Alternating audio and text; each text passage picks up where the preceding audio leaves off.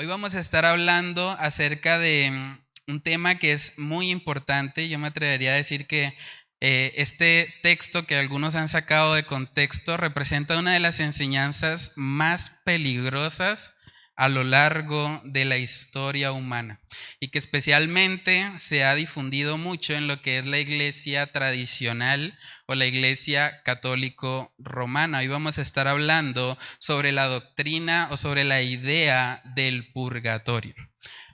Para tener una introducción a este tema, yo estuve buscando un poco acerca de qué es lo que dice la Iglesia Católica que es el purgatorio. Y me encontré con esta información del Catecismo de la Iglesia Católica Romana. La información es que el purgatorio, según ellos, es el estado de los que mueren en amistad con Dios, pero aunque están seguros de su salvación eterna, necesitan aún de purificación para entrar en la eterna bienaventuranza. En virtud de la comunión de los santos, los fieles que peregrinan aún en la tierra pueden ayudar a las almas del purgatorio, ofreciendo por ellas oraciones de sufragio, en particular el sacrificio de la Eucaristía, pero también limosnas, indulgencias y obras de penitencia. Eso es lo que la Iglesia Católica enseña que es el purgatorio. Y para mi sorpresa, muchos católicos defienden que la palabra de Dios enseña esta doctrina. Y uno de los argumentos que ellos utilizan está precisamente en el libro de Mateo. En el capítulo 5 vamos a estar leyendo ahí los versículos del 25 al 26 para ver si esos textos estudiados en su debido contexto realmente nos llevan a concluir que existe un purgatorio o un lugar intermedio entre el cielo y el infierno. Dice Mateo 5, verso 25, ponte de acuerdo con tu adversario pronto, entre tanto que estás con él en el camino. No sea que el adversario te entregue al juez y el juez al alguacil y seas echado en la cárcel. De cierto te digo que no saldrás de allí hasta que pagues el último cuadrante. Vamos a orar y a pedir la dirección del Señor en este estudio. Padre, queremos que sea tu palabra, Señor, esa lámpara a nuestros pies, esa lumbrera a nuestros caminos. Padre, que a través de tu palabra, Señor, puedas ayudarnos a examinar si genuinamente, Señor, tú has establecido en ella un lugar intermedio para purificarnos de nuestros pecados, o si esa enseñanza no está acorde con lo que tú nos has revelado. Padre, oramos que sea tu Espíritu Santo redarguyéndonos, que sea tu Espíritu Santo obrando en nuestras vidas, que en este tiempo que vamos a tener, Señor, podamos estar atentos y que sea tu palabra, Señor, exaltándote y permitiéndonos ver, Señor, cuál es el propósito de este pasaje y por qué tú lo has colocado, Señor, ahí en el libro de Mateo para ser de instrucción para nuestras vidas, Señor. Padre, ayúdanos, queremos que seas tú el único que sea glorificado en este tiempo. Te lo pedimos, Señor, en el nombre de Cristo Jesús. Amén y amén. Bueno, hermanos, ese texto de Mateo 5, del 25 al 26, algunos lo han utilizado para hablar de un purgatorio, porque hay gente que razona de la siguiente manera. Bueno, ahí está hablando de un juez y dice que el juez va a llevar a una persona o a echarla a la cárcel, ¿cierto? Obviamente, si nosotros sabemos la doctrina de lo que es el infierno, nosotros sabemos también que del infierno no se puede salir. Entonces, como dice en el versículo 26, de cierto te digo que no saldrás de allí hasta que pagues el último cuadrante. Mucha gente dice, bueno, este es un lugar intermedio. Si el juez, interpretamos de Mateo 5:25, es Dios, si la cárcel viene siendo un estado en el que está siendo juzgado a alguien, pero que puede salir de ese estado, entonces estaríamos hablando de un lugar intermedio. Y es lo que muchos han interpretado, principalmente basados en la enseñanza de la Iglesia Católica Romana.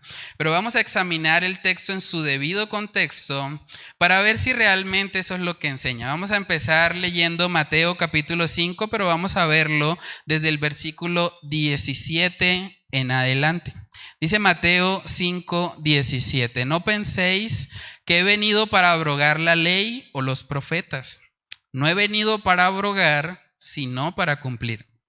Porque de cierto os digo que hasta que pasen el cielo y la tierra, ni una jota ni una tilde pasará de la ley, hasta que todo se haya cumplido. De manera que cualquiera que quebrante uno de estos mandamientos muy pequeños y así enseña a los hombres, muy pequeño será llamado en el reino de los cielos. Mas cualquiera que los haga y los enseñe, este será llamado grande en el reino de los cielos. Porque os digo que si vuestra justicia no fuere mayor que la de los escribas y fariseos, no entraréis en el reino de los cielos. Oísteis que fue dicho a los antiguos: no matarás, y cualquiera que matare será culpable de juicio.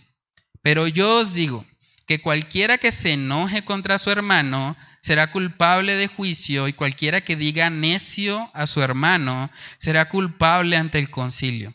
Y cualquiera que le diga fatuo quedará expuesto al infierno de fuego. Por tanto, si traes tu ofrenda al altar y allí te acuerdas de que tu hermano tiene algo contra ti, deja allí tu ofrenda delante del altar y anda, reconcíliate primero con tu hermano y entonces ven y presenta tu ofrenda.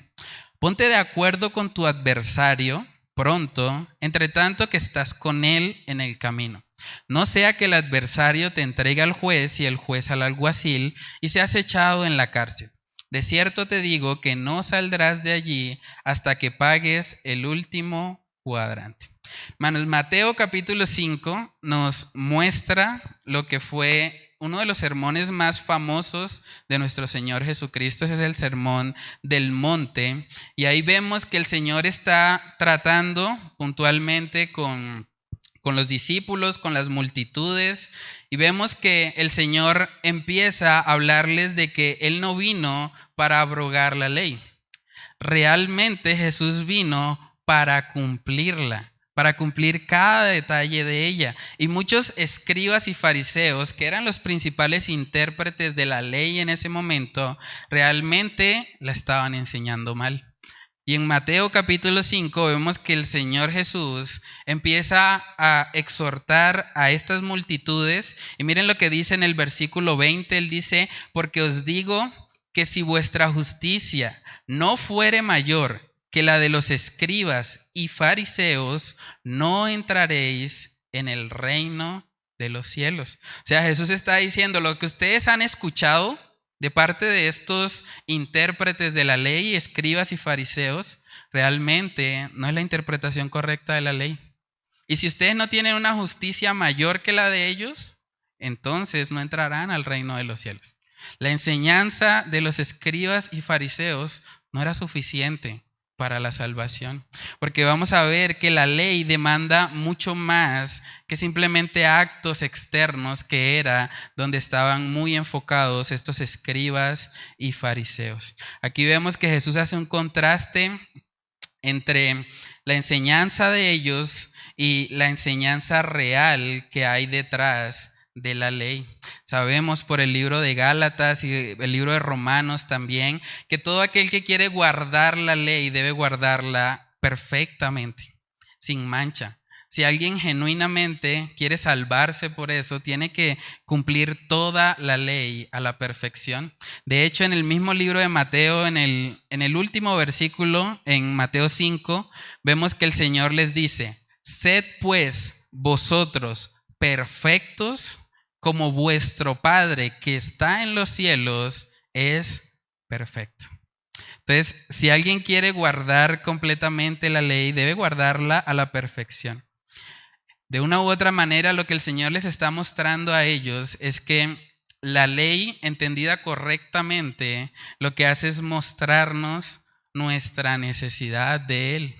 La ley lo que hace es que nos lleva a Cristo Jesús. Por eso en Gálatas capítulo 3, versículo 23, nosotros vemos que se nos da el propósito de la ley. Gálatas 3, versículo 23 dice: pero antes que viniese la fe, estábamos confinados bajo la ley, encerrados para aquella fe que iba a ser revelada.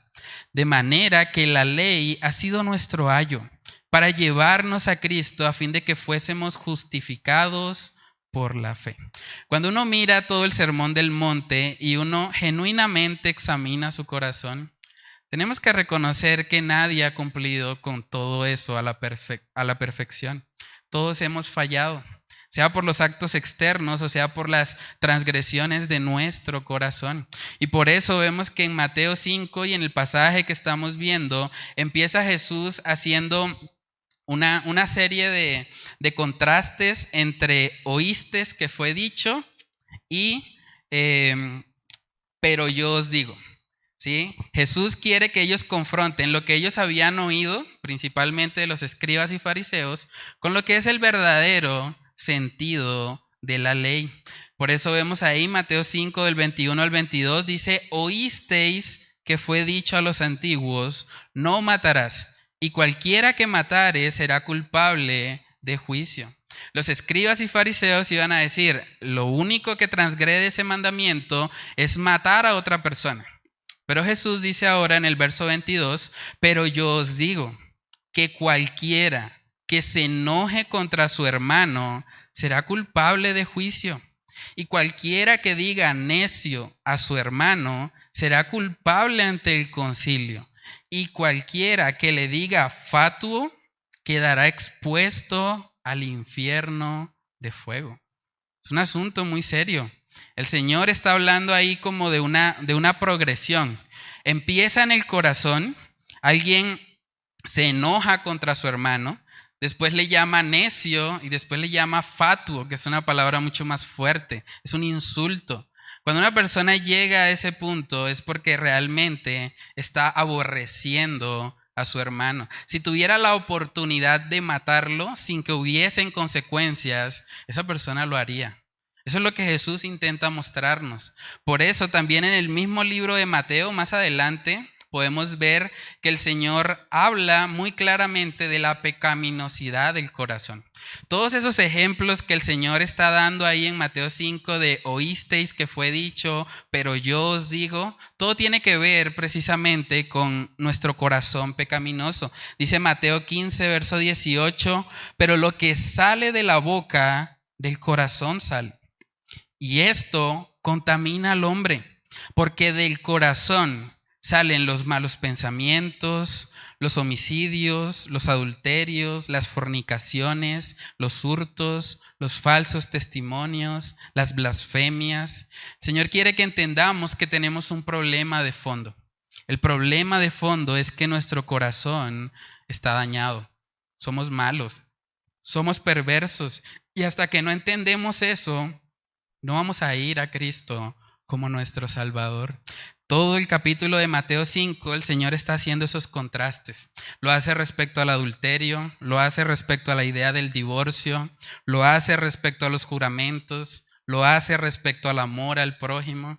Porque es muy importante que nosotros entendamos que el problema principal del ser humano es que no somos buenos, que no hay justo ni aún uno, y que por eso es que necesitamos un Salvador. Necesitamos a alguien que nos rescate, alguien que transforme nuestro corazón de piedra en un corazón de carne. Y eso solo sucede poniendo nuestra fe y confianza en Jesús. Dice Primera de Juan capítulo 3 en el versículo 15, todo aquel que aborrece a su hermano es homicida.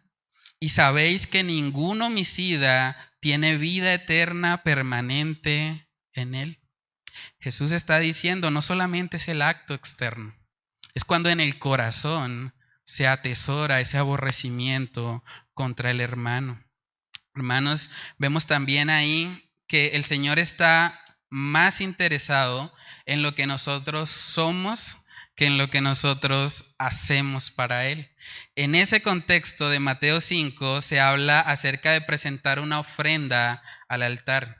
Hay personas que han utilizado eso para decir que se refiere a la ofrenda dentro de la iglesia, pero sabemos que en la iglesia no hay altares. Y en ese momento todavía no estaba establecida como tal la iglesia. Entonces, cuando aquí habla de la ofrenda en el altar, habla de presentar un sacrificio delante de Dios, siguiendo con los rudimentos del Antiguo Testamento. Y miren lo que el Señor dice respecto a eso, Mateo 5:23. Por tanto, si traes tu ofrenda al altar y allí te acuerdas de que tu hermano tiene algo contra ti, deja allí tu ofrenda delante del altar y anda, reconcíliate primero con tu hermano y entonces ven y presenta tu ofrenda. Hermanos, aquí podemos ver que el Señor está muy interesado en que primeramente estemos en paz los unos con los otros. Antes de hacer algo para Dios, es importante que nuestro corazón esté en paz con los que nos rodean, con nuestros hermanos. Habla puntualmente de hermanos en la fe. Y es curioso porque vemos que Mateo 5:23, Mateo 5:24 está hablando sobre ir y presentar una ofrenda en el altar. Habla de que primero deben reconciliarse antes de hacerlo para que el Señor sea agradado. Y en ese contexto es que llegamos al texto de Mateo 5:25. Y es curioso porque la mayoría de personas que interpretan este pasaje dirían, bueno, el versículo 23 y el versículo 24 están hablando de un asunto terrenal, de ofrecer una ofrenda en un altar físico. Pero de repente, estas personas que usan el texto para justificar el purgatorio, dicen ahora que el versículo 25 se traslada al cielo, de la nada. Mateo 5:25 dice, ponte de acuerdo con tu adversario pronto, entre tanto que estás con él en el camino, no sea que el adversario te entregue al juez y el juez al alguacil y seas echado en la cárcel. De cierto te digo que no saldrás de allí hasta que pagues el último cuadrante. Hay personas que han dicho, bueno, ese juez es Dios. Y esa cárcel viene siendo no una cárcel física, sino una cárcel espiritual.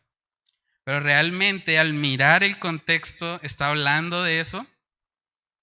No, está hablando de un aspecto terrenal, de cuando los hermanos tienen diferencias, cuando no se ponen de acuerdo entre sí. Y dice básicamente que se pongan de acuerdo antes de ir y presentar una ofrenda al altar. No podemos llegar al texto y tratar de imponerle una idea que el contexto no muestra. Aquí no dice nunca que ellos se murieron o que ellos llegaron al juicio del gran trono blanco y que el Señor era el juez. No dice nada de eso. Simplemente está hablando de un juez terrenal, está hablando de una cárcel terrenal, así como todo lo que menciona en los versículos 23 y 24. No podemos decir que del paso del versículo 24 al 25, de repente el contexto es el cielo, porque no es eso lo que nos muestra el pasaje. Yo creo que es bastante claro cuando nosotros examinamos el contexto. Hay una historia también en el libro de Mateo que nos da un poco más de claridad, porque debemos entender que cuando había una diferencia, sobre todo cuando hay una diferencia económica, que es lo más probable que esté pasando ahí en Mateo 5, a veces cuando no llegaban a un acuerdo, las personas optaban por denunciar al otro y hacer que el otro fuese a la cárcel hasta que pagara la totalidad de la deuda. Y un ejemplo de eso lo vemos en el mismo libro de Mateo respecto a la parábola de los dos deudores. Vamos a verlo. Mateo capítulo 18, en el versículo 23, miren lo que dice. Por lo cual, el reino de los cielos es semejante a un rey que quiso hacer cuentas con sus siervos. Y comenzando a hacer cuentas, le fue presentado uno que le debía 10,000 talentos. Eso es una cantidad exorbitante de dinero. Según algunos comentaristas, se estima que 10,000 talentos sería el equivalente a hoy por hoy $1 billón. $1 billón. Es algo que ni siquiera la persona más rica del mundo tiene. Ni siquiera Elon Musk o Bill Gates tienen esa fortuna. Estamos hablando de algo que una persona literalmente no podría pagar aunque trabajara toda su vida. Y miren lo que dice ahí la parábola. Mateo 18, en el versículo 25, dice: a este, como no pudo pagar, ordenó su señor venderle y a su mujer e hijos, y todo lo que tenía para que se le pagase la deuda. Entonces aquel siervo, postrado, le suplicaba diciendo: Señor, ten paciencia conmigo y yo te lo pagaré todo. El señor de aquel siervo, movido a misericordia, le soltó y le perdonó la deuda. Pero saliendo aquel siervo, halló a uno de sus consiervos que le debía 100 denarios, y haciendo de él, le ahogaba diciendo: págame lo que me debes. Entonces su consiervo, postrándose a sus pies, le rogaba diciendo: ten paciencia conmigo y yo te lo pagaré todo. Mas él no quiso. Sino fue y le echó en la cárcel hasta que pagase la deuda. Aquí Jesús está utilizando una historia del contexto cultural de esa época y les está haciendo ver una enseñanza del perdón. Porque así como nosotros hemos recibido tanta gracia, hemos recibido la paga de una deuda infinita, porque la paga por nuestros pecados era infinita. De la misma manera, nosotros debemos poder perdonar a otros. Pero entonces lo que el Señor le está enseñando aquí en Mateo capítulo 5, o lo que nos está mostrando aquí a todos nosotros, es que antes de ir a contender con un hermano y llegar al punto de que el desacuerdo haga que incluso tenga que intervenir un juez, o que tengamos que ir a la cárcel para pagar una deuda, dice: mejor pónganse de acuerdo. Ponte de acuerdo con tu adversario. Habla con ese hermano, dile: bueno, hermano, ¿qué está pasando? Arreglemos las cosas, pedir perdón, humillarse. Esas son actitudes que vemos en los cristianos. Entonces, nunca vemos que el texto se traslade hacia un plano espiritual.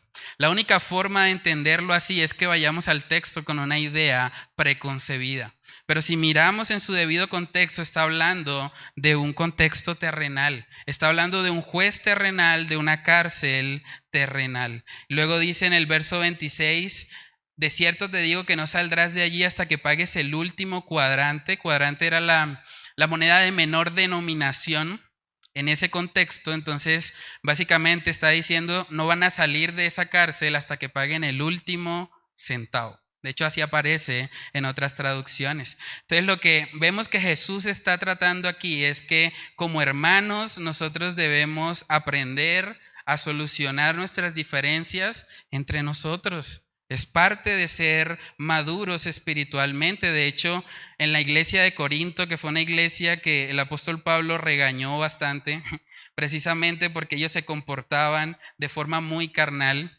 Primera de Corintios capítulo 6, vamos a ver que una de las exhortaciones que el apóstol Pablo les hizo fue precisamente eso, que ellos no podían ponerse de acuerdo. Estaban contendiendo entre sí. Unos estaban diciendo: yo soy de Apolos, otros estaban diciendo: yo soy de Pablo, y había continuamente contiendas entre ellos. Y miren lo que dice 1 Corintios 6 en el versículo 1.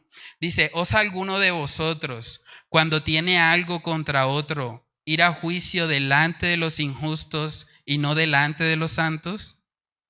¿O no sabéis que los santos han de juzgar al mundo? Y si el mundo ha de ser juzgado por vosotros, ¿sois indignos de juzgar cosas muy pequeñas? ¿O no sabéis que hemos de juzgar a los ángeles? ¿Cuánto más las cosas de esta vida? Si pues tenéis juicios sobre cosas de esta vida, ¿ponéis para juzgar a los que son de menor estima en la iglesia? Para avergonzaros lo digo, pues que no hay entre vosotros sabio, ni aun uno, que pueda juzgar entre sus hermanos, sino que el hermano con el hermano pleitea en juicio, y esto ante los incrédulos. Así que, por cierto, es ya una falta en vosotros que tengáis pleitos entre vosotros mismos. ¿Por qué no sufrís más bien el agravio? ¿Por qué no sufrís más bien el ser defraudados? Pero vosotros cometéis el agravio y defraudáis, y esto a los hermanos. Aquí vemos una exhortación ante estar contendiendo, hermanos en la fe, por asuntos terrenales. Dice ahí que no deberíamos nosotros ir a buscar de pronto autoridades civiles, autoridades terrenales. Estamos en una iglesia donde hay más hermanos en la fe que pueden ayudarnos a resolver nuestras diferencias. Y la exhortación de Pablo es que es vergonzoso que ellos se comporten así. Él les está diciendo, ustedes están comportándose de una forma muy inmadura. Entonces lo que enseña Mateo capítulo 5 en su debido contexto es que nosotros debemos aprender a manejar nuestras diferencias, a ponernos de acuerdo. Si tenemos diferencias económicas con alguien, si de pronto alguien nos debe algo, incluso dice 1 Corintios 6, ¿por qué no sufrir el agravio? ¿Por qué no perdonar la deuda? ¿Por qué no ponerse de acuerdo y tratar de ayudar a esa persona? De eso se trata el contexto de Mateo 5, 25. Entonces, a manera de resumen, el contexto inmediato nos muestra, el pasaje no está hablando de la muerte, no está hablando del juicio final, no está hablando de Dios como el juez que está enviando a la cárcel, eso simplemente no lo dice el texto. La única forma de que nosotros interpretemos eso así es que vayamos ya con una idea preconcebida al pasaje.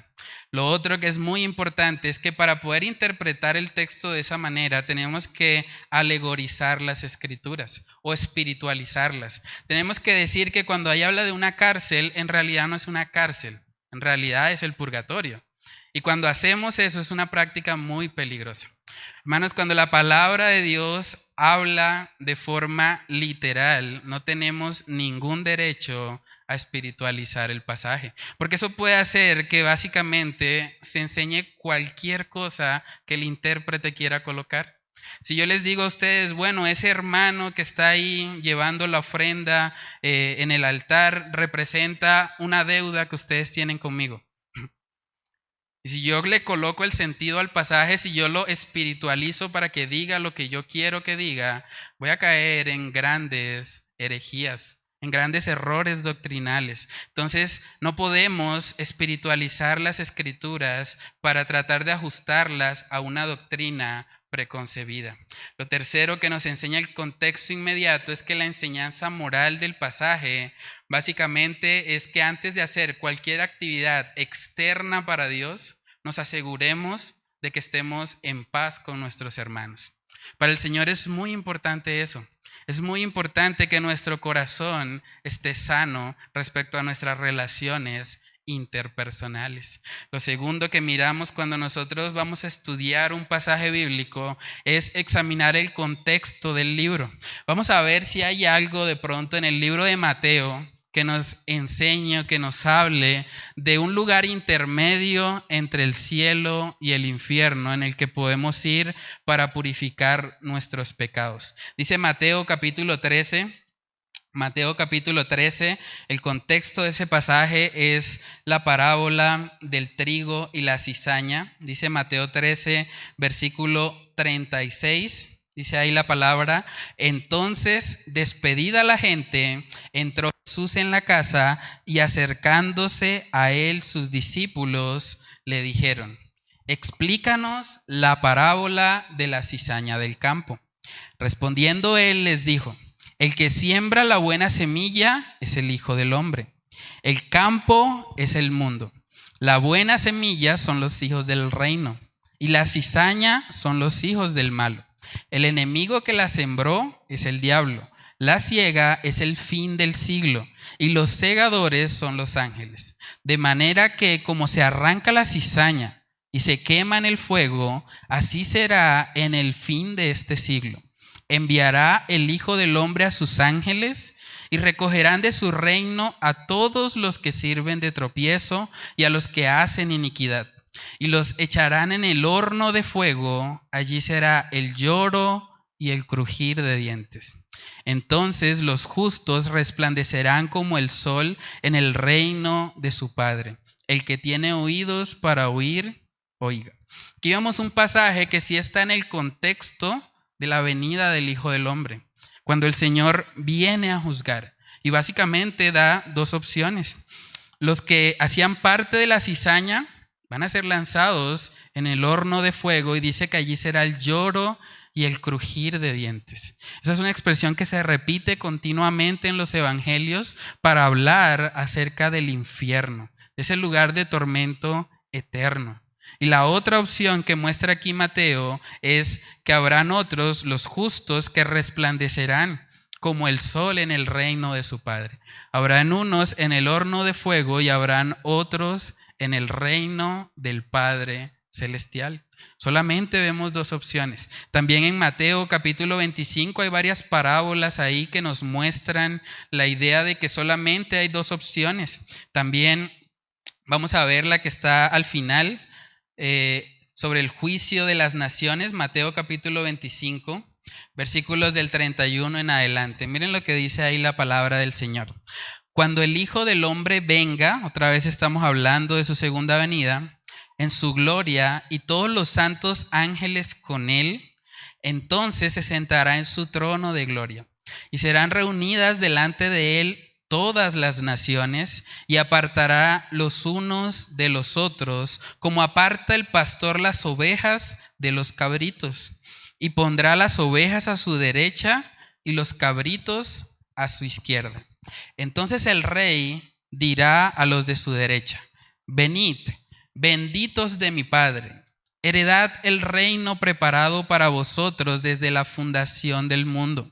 Porque tuve hambre y me disteis de comer, tuve sed y me disteis de beber, fui forastero y me recogisteis, estuve desnudo y me cubristeis, enfermo y me visitasteis, en la cárcel y vinisteis a mí. Entonces los justos le responderán diciendo: Señor, ¿cuándo te vimos hambriento y te sustentamos? ¿O sediento y te dimos de beber? ¿Y cuándo te vimos forastero y te recogimos? ¿O desnudo y te cubrimos? ¿O cuándo te vimos enfermo o en la cárcel y vinimos a ti? Y respondiendo el rey les dirá: de cierto os digo, que en cuanto lo hicisteis a uno de estos mis hermanos más pequeños, a mí lo hicisteis. Entonces dirá también a los de la izquierda: apartaos de mí, malditos, al fuego eterno preparado para el diablo y sus ángeles. Porque tuve hambre y no me disteis de comer, tuve sed y no me disteis de beber, fui forastero y no me recogisteis, estuve desnudo y no me cubristeis, enfermo y en la cárcel y no me visitasteis. Entonces también ellos le responderán diciendo: Señor, ¿cuándo te vimos hambriento, sediento, forastero, desnudo, enfermo o en la cárcel y no te servimos? Entonces le responderá diciendo: de cierto os digo que en cuanto no lo hicisteis a uno de estos más pequeños, tampoco a mí lo hicisteis. Verso 46: e irán estos al castigo eterno y los justos a la vida eterna. Dos opciones. No habla nunca de un lugar intermedio. No habla de un purgatorio, no habla de un grupo que va a ser lanzado ahí para purificarse primero y luego va a entrar al reino de los cielos. La Biblia no enseña eso. Hay un pasaje también que nos da mucha luz respecto a este tema y es la historia del rico y Lázaro. Eso está en Lucas capítulo 16. Vamos a leer ahí lo que dice el versículo 19. Dice: había un hombre rico que se vestía de púrpura y de lino fino y hacía cada día banquete con esplendidez. Había también un mendigo llamado Lázaro, que estaba echado a la puerta de aquel, lleno de llagas, y ansiaba saciarse de las migajas que caían de la mesa del rico. Y aún los perros venían y le lamían las llagas. Aconteció que murió el mendigo y fue llevado por los ángeles al seno de Abraham. Y murió también el rico y fue sepultado. Y en el Hades alzó sus ojos, estando en tormentos, y vio de lejos a Abraham y a Lázaro en su seno. Entonces él, dando voces, dijo: Padre Abraham, ten misericordia de mí, y envía a Lázaro para que moje la punta de su dedo en agua y refresque mi lengua, porque estoy atormentado en esta llama.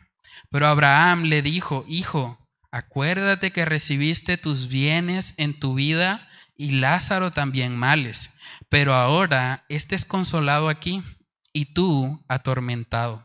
Además de todo esto, una gran cima está puesta entre nosotros y vosotros, de manera que los que quisieren pasar de aquí a vosotros no pueden, ni de allá pasar acá. Entonces le dijo: te ruego pues, Padre, que le envíes a la casa de mi padre, porque tengo 5 hermanos, para que les testifique, a fin de que no vengan ellos también a este lugar de tormento. Y Abraham le dijo: a Moisés y a los profetas tienen, óiganlos. Él entonces dijo: no, padre Abraham, pero si alguno fuera a ellos de entre los muertos, se arrepentirán. Mas Abraham le dijo: si no oyen a Moisés y a los profetas, tampoco se persuadirán, aunque alguno se levante de los muertos. Aquí vemos claramente, hermanos, hay solamente 2 lugares: el seno de Abraham, o la presencia de Dios, y el Hades, o la condenación. Dice claramente aquí que es imposible pasar de un lugar al otro. Una persona que ya ha sido condenada, que ha muerto en sus delitos y pecados, como lo que pasó con este hombre rico, esa persona ya no tiene esperanza. El Hades es un lugar de tormento temporal, mientras ellos esperan la condenación final, que será en el lago de fuego y que sucederá en el juicio del gran trono blanco. Y es muy fuerte porque vemos que en medio de su impotencia, por causa del tormento que estaba sintiendo, esta persona pidió un poco de agua. Pidió que Lázaro, del que se había burlado antes, se acercara con una gota de agua en su dedo para ayudarle en medio del tormento en el que él se encontraba. Y es bastante fuerte leer eso, leer cómo esta persona no pudo salvarse. Luego, en medio de su desespero, en medio del tormento que tenía, él dijo: bueno, Señor, envía a alguien para que le cuente a mi familia, alguien para que les advierta, para que ellos no vengan a este lugar tan terrible. Y Abraham le responde y le dice: no, ellos tienen a Moisés y a los profetas. Básicamente ellos tienen la palabra de Dios. Si no creen por medio de la palabra, tampoco se persuadirán aunque alguien se levante de entre los muertos. Solo hay 2 lugares. Hermanos, ¿somos realmente conscientes de eso? Cuando nosotros hablamos de este tema, más que un tema doctrinal, yo creo que es algo que debe afectar nuestras emociones. Somos conscientes del hecho de que hay gente allá afuera sin Dios, que si muere hoy va a ir a un lugar de tormento como el que experimentó este hombre rico, que no se va a poder salir de ahí. Va a sentir continuamente ese fuego, esa llama que le atormenta. Y esa persona, aunque clame por una gota de agua, no se le va a dar, no se le va a conceder eso. Porque no se puede pasar de un lugar a otro. Es algo terrible cuando nosotros pensamos en esa realidad del infierno. Hermanos, ¿cuándo fue la última vez que nosotros le advertimos a alguien sobre esa condenación eterna? ¿Cuándo fue la última vez que le dijimos a alguien que por causa de nuestros pecados, porque hemos pecado contra un Dios infinito, el castigo que merecen nuestros pecados también es de magnitud infinita? Saben que no es lo mismo cuando alguien golpea a otra persona y es una persona del común, a cuando alguien le da un golpe a un presidente o a una persona de eminencia. Inmediatamente las consecuencias vienen a ser mucho más graves, porque la gravedad de lo que yo hice está relacionado con la magnitud de la persona a quien he ofendido. Es lo mismo con el pecado. Cuando nosotros pecamos, no pecamos en contra de otro ser humano, no pecamos en contra de la naturaleza, pecamos en contra del creador del universo entero, de todo lo que existe, de un Dios infinito, de un Dios santo, santo, santo. Y por eso la condenación que merecemos es eterna, porque la magnitud del ofendido es infinita. Dios es infinito. Entonces, cuando vemos todo eso, hermanos, eso debe movernos. Eso debe provocar en nosotros un deseo genuino por evangelizar, por alcanzar a más personas. Porque no existe un lugar intermedio, no hay una segunda oportunidad. El que muere en sus delitos y pecados va a ir a un infierno. Por eso era la carga del apóstol Pablo por las misiones. Romanos capítulo 9, en el versículo 1, miren la forma como Pablo introduce lo que va a decir. Romanos 9:1 dice: verdad digo en Cristo, no miento, y mi conciencia me da testimonio en el Espíritu Santo, que tengo gran tristeza y continuo dolor en mi corazón, porque deseara yo mismo ser anatema, separado de Cristo, por amor a mis hermanos, los que son mis parientes según la carne. ¿Podemos ver esa carga de Pablo? Él está diciendo ahí, yo quisiera ser yo el condenado. Yo quisiera ser yo el maldito, el que estuviese separado de Cristo. Pero estoy aquí por causa de mis hermanos, por esos parientes en la carne que están cerca, que tienen la ley, pero que no se han arrepentido. Y fuera de Cristo no hay salvación. La carga del apóstol Pablo por las misiones nace precisamente porque él sabía lo terrible que era la condenación eterna. Él sabía que si sus hermanos en la carne morían así, lo que les esperaba era una condenación eterna. Y yo creo que eso debe movernos, hermanos. El apóstol Pablo vemos que fue un gran evangelista. Fue alguien que estuvo dispuesto a sacrificar muchas cosas en su vida. ¿Ustedes creen que si realmente hubiese un purgatorio, hubiese una segunda oportunidad para el pecador, él hubiese sufrido todo lo que sufrió? Él estaba realmente apasionado por el evangelismo porque él sabía que el tiempo se agota. Porque cada día, hermanos, hay más personas partiendo a una eternidad sin Dios. Y nosotros como creyentes tenemos el mensaje en nuestra boca. El único mensaje que tiene el poder de Dios para salvación. El evangelio. Dice 2 Corintios capítulo 11, hablando de lo que el apóstol Pablo sufrió por causa del evangelio. Miren lo que dice 2 Corintios 11, verso 25. Dice: 3 veces he sido azotado con varas, una vez apedreado, 3 veces he padecido naufragio, una noche y un día he estado como náufrago en alta mar, en caminos muchas veces, en peligros de ríos, peligros de ladrones, peligros de los de mi nación, peligros de los gentiles, peligros en la ciudad, peligros en el desierto, peligros en el mar, peligros entre falsos hermanos, en trabajo y fatiga, en muchos desvelos, en hambre y sed, en muchos ayunos, en frío y en desnudez, y además de otras cosas, lo que sobre mí se agolpa cada día, la preocupación por todas las iglesias. ¿Quién enferma y yo no enfermo? ¿A quién se le hace tropezar y yo no me indigno? Si es necesario gloriarse, me gloriaré en lo que es de mi debilidad.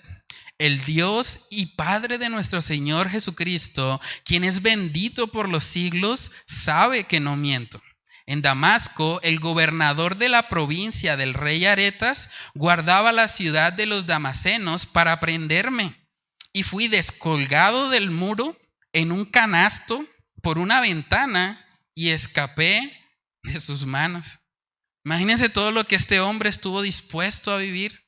A él no le importaba nada.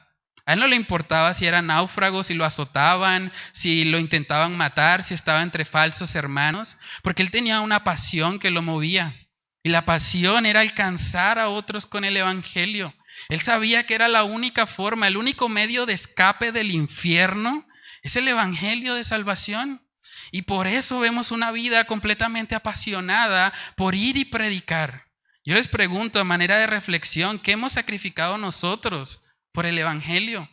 Aquí vemos todo lo que el apóstol Pablo hizo, pero preguntémonos, ¿qué hemos hecho nosotros? ¿Qué hemos dejado atrás? ¿Qué hemos estado dispuestos a dejar a un lado con el propósito principal de que otros conozcan el mensaje? de que otros puedan venir a salvación y puedan escapar de ese lugar horrible, de ese lugar de tormento eterno. ¿Qué tanto estamos dispuestos a sacrificarnos por el avance de la obra de Cristo en la tierra? Hermanos, lo tercero que miramos cuando estudiamos un pasaje bíblico es el contexto de toda la Biblia. Yo creo que el texto bíblico que da más luz respecto a este tema lo encontramos en Apocalipsis capítulo 20. Ahí vemos el panorama de lo que será el juicio del gran trono blanco.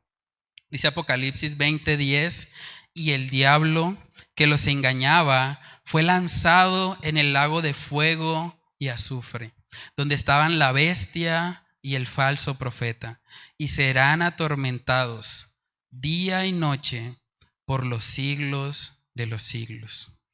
Y vi un gran trono blanco y al que estaba sentado en él, de delante del cual huyeron la tierra y el cielo, y ningún lugar se encontró para ellos. Y vi a los muertos, grandes y pequeños, de pie ante Dios. Y los libros fueron abiertos. Y otro libro fue abierto, el cual es el libro de la vida. Y fueron juzgados los muertos por las cosas que estaban escritas en los libros según sus obras. Y el mar entregó los muertos que había en él, y la muerte y el Hades entregaron los muertos que había en ellos. Y fueron juzgados cada uno según sus obras. Y la muerte y el Hades fueron lanzados al lago de fuego. Esta es la muerte segunda. Y el que no se halló inscrito en el libro de la vida fue lanzado al lago de fuego. Hermano, realmente nos preocupa nuestros familiares que no han conocido a Cristo Jesús. Nos preocupa nuestros amigos, nuestros vecinos, aquellos que no han recibido la justicia de Cristo y que por lo tanto en ese juicio del gran trono blanco donde todos estaremos un día, esas personas serán lanzadas al lago de fuego. Dice que es un lugar de tormento día y noche por los siglos de los siglos. Yo creo que algo que debe movernos a misericordia, hermanos, es ver cómo este mundo está yendo rumbo a ese lugar. Este mundo está caminando, rechazando al único que puede rescatarles. Dice en Hebreos capítulo 9, en el verso 27, que está establecido para los hombres que mueran una sola vez y después de esto el juicio. Es la realidad. Todos vamos a vernos un día cara a cara con el Señor y tendremos que rendir cuentas. Y uno se podría preguntar, bueno, pero ¿por qué de pronto la Iglesia Católica Romana habla de un purgatorio? ¿Por qué habla de un lugar intermedio si la Biblia claramente no lo enseña? Y es curioso porque también cuando nos vamos a la historia de esta doctrina, la doctrina del purgatorio empezó en el año 593 con un papa que se llamaba Gregorio Magno. Ese hombre básicamente estaba ligando al purgatorio con la idea de mantener continuamente misas por los muertos. Y ahí es donde podemos entender un poco mejor por qué esta doctrina se infiltró en la Iglesia Católica y por qué ha hecho que tanta gente haya muerto engañada, pensando que tal vez si cometían un pecado no tan grave, lo que ellos llaman un pecado venial, iban a tener la oportunidad, más allá de la muerte, de ser purificados y luego sí entrar al cielo con el Señor. Este hombre, Gregorio Magno, dijo la siguiente frase. Él dijo: ningún sacrificio hay en todo el mundo por el cual las almas de los difuntos con mayor presteza salgan y se libren de las penas del purgatorio que por el santo sacrificio de la misa. Este hombre básicamente está diciendo, si ustedes hacen misas, van a poder sacar a personas del purgatorio. Y ahí es donde empezamos a entender por qué esa doctrina se infiltró en la Iglesia Católica. Estaban buscando generar una dependencia de tal manera que cada vez que una persona muera haya que oficiarle una misa. Esa misa obviamente va a representar ingresos económicos para la iglesia y va a representar una dependencia de ellos. Imagínense cuántas personas mueren al día. Y todas esas personas, cada vez que alguien muere, tienen que hacerle una misa. Y luego pasan 9 días y le hacen un novenario. Y si es un católico ferviente, cada mes le tiene que hacer una misa, por lo menos durante el primer año. Entonces está generando una dependencia de la organización. Y es lo que vemos que pasa con la Iglesia Católica a lo largo de la historia. Es bastante curioso porque todos los sacramentos que ellos practican están diseñados de tal manera que generen la dependencia con la organización. Es curioso porque hay sacramentos para cada etapa de la vida. Cuando alguien nace, ellos lo bautizan. Cuando ya crece un poco más, entra a la niñez o a la juventud, entonces tiene que hacer una confirmación. Después de la confirmación tiene que participar de la Eucaristía. Luego en la Eucaristía también se le permite participar de la confesión. Tiene que confesar sus pecados. Y al hacer eso, supuestamente la iglesia enseña que los sacramentos son medios salvíficos. Son medios que el Señor supuestamente ha dejado en la tierra para que ellos se vayan purificando y vayan alcanzando la salvación. Por eso cuando una persona de la Iglesia Católica está a punto de morir, siempre envían a un padre para que vaya y le haga la confesión, para que supuestamente esa persona pueda ser limpiada de sus pecados y pueda entrar directamente al cielo sin tener necesidad de ir al purgatorio. Pero todo este sistema, hermanos, lo que hace es que la gente dependa de una organización. ¿Saben que una de las características de las sectas es precisamente eso? Una secta es un lugar que te dice, tú te salvas si vienes acá. Tú te salvas si haces lo que yo te digo. Pero vemos en la palabra de Dios que no hay nada que apunte a un purgatorio. No hay nada que nos muestre que hay una segunda oportunidad para el pecador. De hecho, Jesús en la cruz, cuando murió, él gritó, consumado es. Todo lo necesario para nuestra salvación fue hecho por él en la cruz. No hay nada que podamos añadir a ese sacrificio perfecto. Nuestras buenas obras, dice la palabra, que son como trapos de inmundicia. Nada de lo que hacemos puede ayudarnos a ganar el favor de Dios. Por eso la salvación es por gracia, no por obras para que nadie se gloríe. Hermanos, también otro texto, y bueno, voy a mirarlo rápidamente en 1 Corintios capítulo 3. Es un texto que ha utilizado también la Iglesia Católica para defender que existe un purgatorio. Está en 1 Corintios 3, en el versículo 15. Dice ahí la palabra, si la obra de alguno se quemare, él sufrirá pérdida. Si bien él mismo será salvo, aunque así como por fuego. Mucha gente ha dicho, ahí está, hay gente que se salvó a ras, se salvó así como por fuego. Pero si volvemos a leer el texto, lo que pasa por el fuego es la obra, no la persona. No está diciendo que el alma pasa por el fuego. Y cuando miramos el contexto, y eso se los voy a dejar de tarea, ustedes pueden mirar 1 Corintios 3 completo y se van a dar cuenta que el apóstol Pablo está haciendo una ilustración de la iglesia como un edificio. Y está diciendo que Cristo es el fundamento de la iglesia y que las obras que nosotros hacemos después de haber recibido a Cristo pueden ser de diferentes tipos, de diferentes materiales. Y ahí habla puntualmente del oro, la plata, las piedras preciosas, la madera, el heno, la hojarasca. Y esas obras son las que van a ser pasadas por el fuego. Y al final, en 1 Corintios 3, vemos que es un juicio de recompensas. No hay ninguna condenación ahí porque está hablando de un juicio para los creyentes. Y es importante examinar siempre el contexto para no caer en esas malas interpretaciones. Entonces, hermanos, la verdad es que la doctrina del purgatorio desmerita la obra de Cristo en la cruz.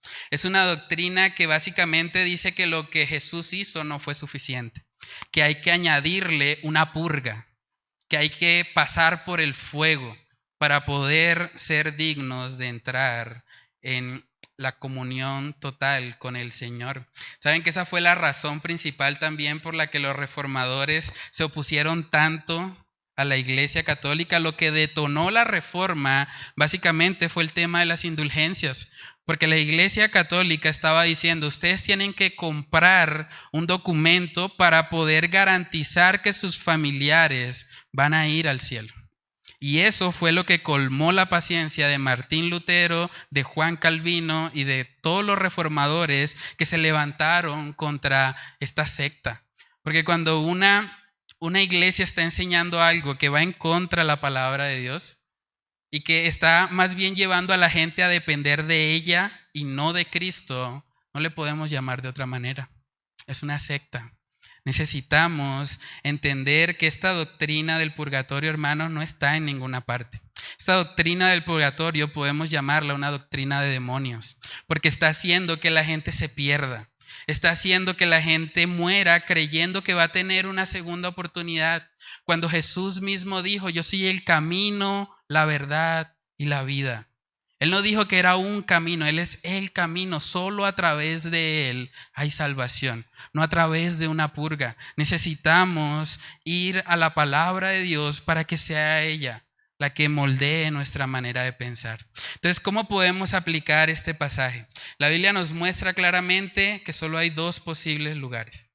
O un cielo, o un seno de Abraham, o un paraíso, o un lugar eterno con el Señor, a donde van a estar los creyentes, los que genuinamente se han arrepentido delante del Señor, o una condenación eterna, un lloro y crujir de dientes, un lugar donde el gusano no muere, un lugar en el que las personas probablemente van a clamar por una gota de agua, pero no les va a ser concedida. Hermanos, dice en 2 Corintios 5, en el versículo 6, dice, así que vivimos confiados siempre y sabiendo que entre tanto que estamos en el cuerpo, estamos ausentes del Señor. Porque por fe andamos, no por vista, pero confiamos y más quisiéramos estar ausentes del cuerpo y presentes al Señor. Por tanto, procuramos también, o ausentes o presentes, serles agradables.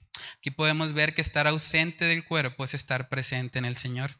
Por eso el apóstol Pablo también decía en Filipenses 1 que para él era mejor partir de este mundo y estar con Cristo, pero que era necesario que permaneciera por causa de los creyentes. Cuando un cristiano muere, un cristiano que genuinamente ha confesado a Cristo como su Salvador, él no necesita ninguna purga. Él va directamente a la presencia del Señor. Por eso el apóstol Pablo podía decir, para mí el morir es ganancia. Pero también, hermanos, vemos el contraste de eso. Y es que todos aquellos que mueran sin el Señor, sin haberle recibido como su Salvador, lo que les espera es una condenación eterna. Lo segundo que podemos aplicar de este pasaje es que como hermanos en la fe debemos aprender a solucionar nuestros problemas.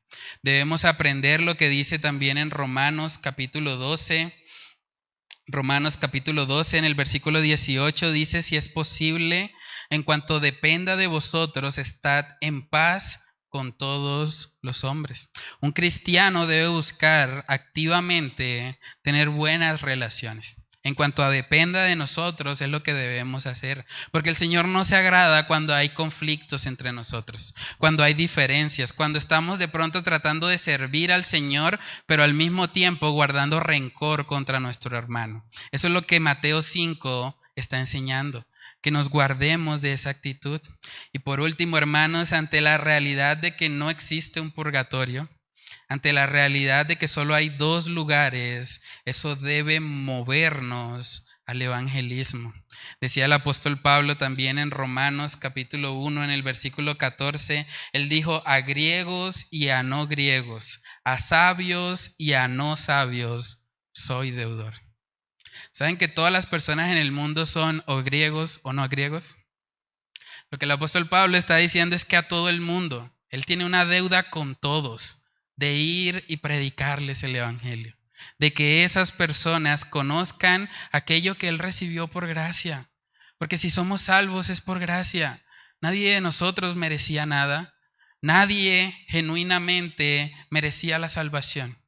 Es por gracia, es un favor inmerecido. Y así como hemos recibido de gracia, debemos dar de gracia a otros. Debemos ahora ser los instrumentos para que más personas vengan a Cristo Jesús, para que más personas puedan ser salvas. Y por último, si hay alguien escuchando este mensaje hoy que no ha conocido a Cristo y de pronto ha estado pensando o ha estado influenciado por esta doctrina del purgatorio, pensando que tal vez va a tener una segunda oportunidad, déjeme decirle que la Biblia es muy clara en este asunto. La Biblia nos está mostrando que solo hay dos posibles lugares para la eternidad. O estamos en el cielo, en la nueva Jerusalén, eternamente con el Señor, o vamos a ir a un lugar de tormento eterno, que es el lago de fuego y azufre. Quiera el Señor obrar en su vida de tal manera que usted pueda arrepentirse hoy. De tal manera que usted pueda reconocer, si aún no lo ha hecho, que solo en Cristo Jesús hay salvación. Que solamente cuando nos humillamos delante de Él, cuando reconocemos que no podemos cumplir el estándar moral de la ley y vamos a Él como nuestro Salvador, es ahí cuando nosotros podemos experimentar una vida nueva. Vamos a orar. Padre, queremos pedirte, Señor, que tú nos ayudes, Señor, a poder interiorizar tu palabra, Señor. Ayúdanos a no ser indiferentes ante un mundo que está allá afuera, Señor, que está caminando rumbo a ese lago de fuego, rumbo a ese Hades, donde no pueden salir, donde no pueden ni siquiera recibir una gota de agua, donde aun cuando claman por sus familiares, no pueden salvarlos. Padre, ayúdanos a tener una compasión bíblica respecto a este asunto. Ayúdanos a entender, Señor, que somos el instrumento tuyo en la tierra para que las personas sean salvas, para que la palabra llegue a sus oídos. La fe viene por el oír, como estudiamos hace 8 días. Padre, ayúdanos a no ser pasivos en el evangelismo. Ayúdanos a no estar distraídos con nuestros afanes, con las cosas terrenales. Ayúdanos a recordar esta realidad, Señor. Porque ¿de qué le sirve al hombre si ganare a todo el mundo pero perdiere su alma? Padre, nuestro mayor anhelo es ser usados por ti. Permítenos, Señor, ser un verdadero faro de luz para los que nos rodean, para esos familiares que tal vez están en estos momentos en la condenación, pero que necesitan, Señor, de alguien que sea luz y sea sal en su vida. Ayúdanos a ser esos instrumentos, ayúdanos a glorificarte y ayúdanos, Señor, a poder vivir cada día de nuestras vidas apasionados por el evangelismo, que así como el apóstol Pablo sintamos la carga de la deuda por aquellos, Señor, que no te han conocido. Ay de nosotros si no predicamos el evangelio. Ayúdanos a ser usados por ti. Te lo pedimos, Señor, en el nombre de Cristo Jesús. Amén y amén.